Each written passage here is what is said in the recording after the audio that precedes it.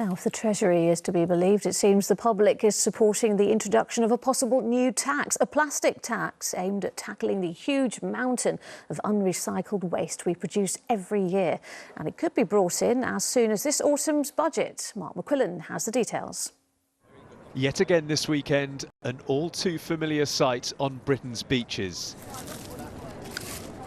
A seemingly never-ending clear-up operation required.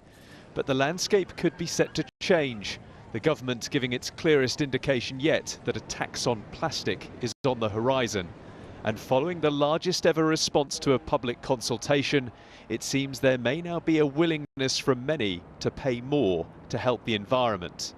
The danger the plastics cause into the sea and how we're ruining the planet, yeah, I would.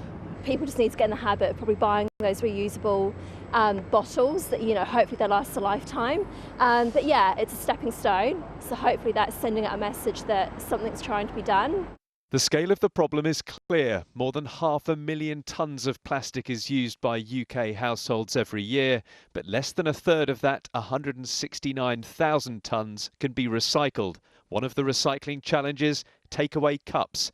2.5 billion are thrown away each year. That's raised the prospect of a so-called latte levy being introduced, possibly as soon as this autumn's budget. A number of important issues have been raised. One of them is an idea of creating a new incentive for producers and retailers to use existing recycled plastics when they're producing, for example, water bottles or takeaway packaging, rather than new plastics. That's something we're very interested in and we'll be looking at very carefully as we approach the budget. Any extra charges may be a challenge for many businesses to absorb, with the likelihood that some of those additional costs will inevitably be passed on to customers. Mark McQuillan, ITV News.